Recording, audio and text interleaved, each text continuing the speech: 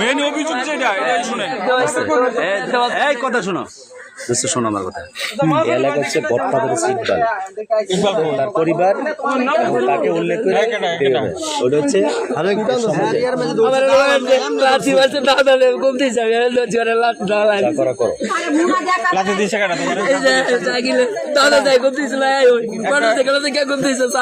একটা হলো শাকিল, আরেকটার নাম কি মনির আর শাকিল, ওই পারে আর মেন হলো ধরতে পারি না। বাড়িতে নিয়ে গেছে, এখন আমরা যদি বাড়িতে হামলা করি তাহলে অন্য ধরনের হয়। বাড়িতে আমরা গেছি আবার যাইবেলা একটা ধরবো আর কুবাবু, আবার ওই যে আসার সময় একটা কমতেছে, আমি আমরা ধরে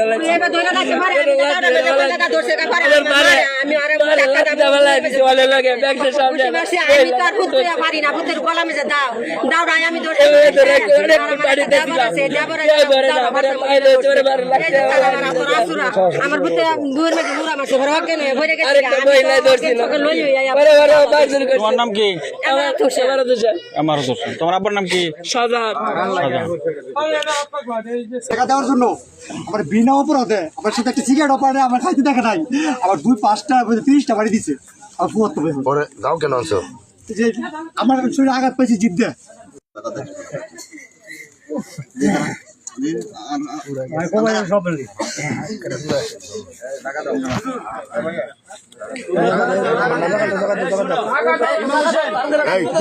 তোমার নাম কি? আমজাদ হোসেন শাকির। বাসা কোথায়? কেন আসছিল এখানে? আমার বড় ভাই এখানে ধরছে, আমারই ফুফাতো ভাই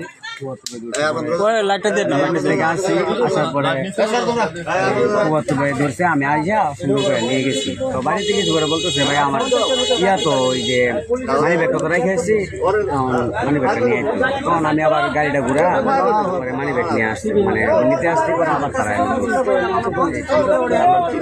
আমার বড় ভাই আপন ভাই, দুজন আপন ভাই। জি আমরা আপন ভাই। আমি শুনি এবার আসছি, আইসা আবার নিয়ে গেছি।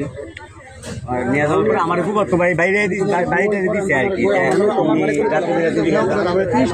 বলছি ঠিক আছে বাড়ি দিয়ে তুমি দিচ্ছ তোমার বউ অর্থ ভাই বাইরে বড় ভাইরা আমি বলছি যে বাড়ি দিয়ে দিচ্ছ ভাই তোমার বড় ভাই দিচ্ছে চলে যায় পরে মানে নিয়ে গেছে। আমার হাতরা ছিঁড়ে গেল, আমার অপরাধ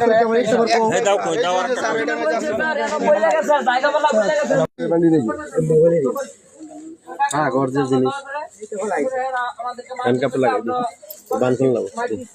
গুরুত্ব না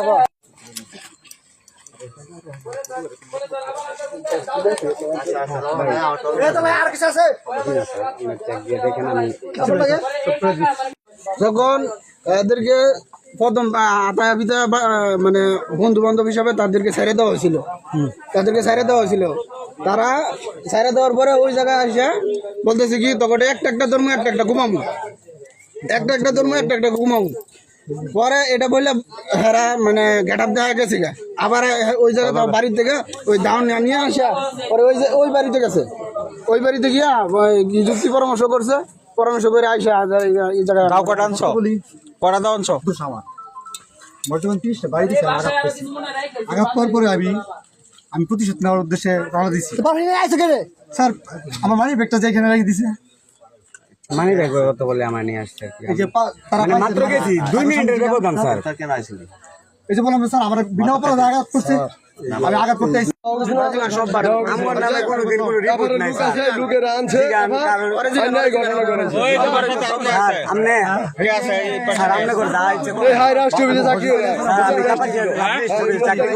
আমি সন্ধ্যার সময় স্যার অফিস থেকে আসছি বুঝছেন, যখন ওর কথা শুনছি স্যার তখন আমি স্যার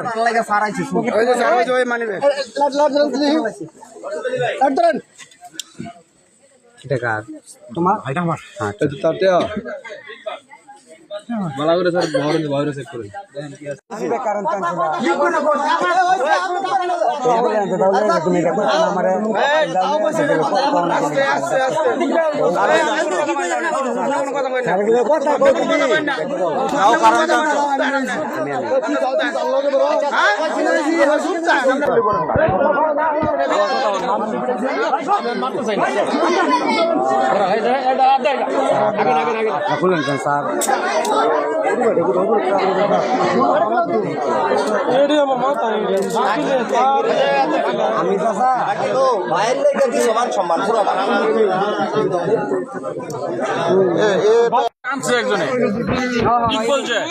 স্যার আমি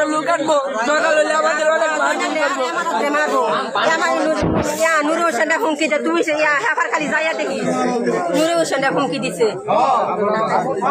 বুঝছে হ্যাঁ দেখাচ্ছে মানে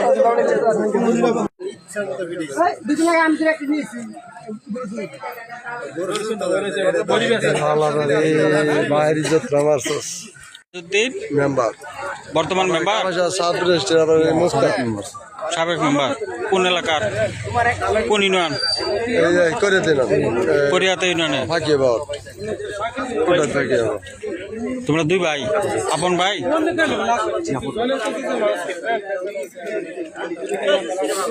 সিঙ্গাপুর করছে তো সিঙ্গাপুর না বাংলাদেশে খাইছে আকামটা গেলে ও গাজা খাই সুপ পাও সাবাস। আর তোমার কি খবর? শেষ তোমার বয়স কত? না, তোমরা দুজনে প্রাপ্ত বয়স্ক অপ্রাপ্ত না। ওইটা কোন না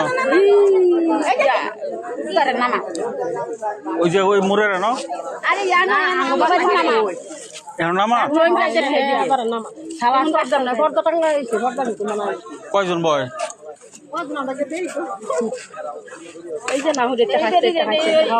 কত লোক দূরে বেশি দূরে নেই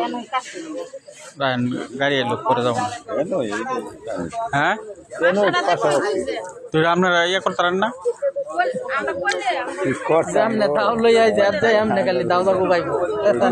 দাও কে আরো লইছি না কয়বার আটকে লইছে একটা জারি দেয় সামাইলে পারি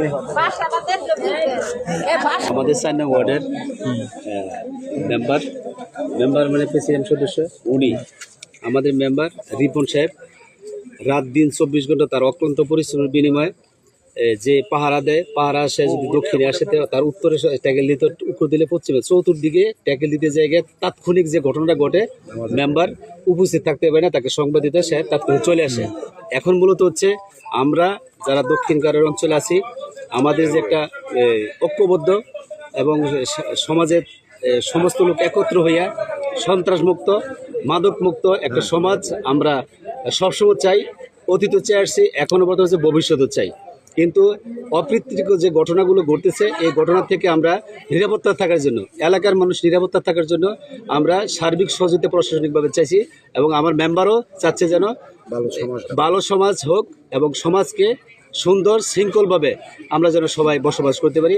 এক মানুষের কাছে শুনে জিজ্ঞাই না আমি তো বাবা তুই বাবা হলে অনেক বাচ্চা কিছু করলাম ছেলেমুনি বাবা কোন ছেলে। হ্যাঁ আপনারা নাকি সহযোগিতা করেন? হ্যাঁ হ্যাঁ কি আমি সহযোগিতা করি? হ্যাঁ এই যে এই কাজ কারবার করে এই বিষয়টা কি আপনারা সহযোগিতা করেন?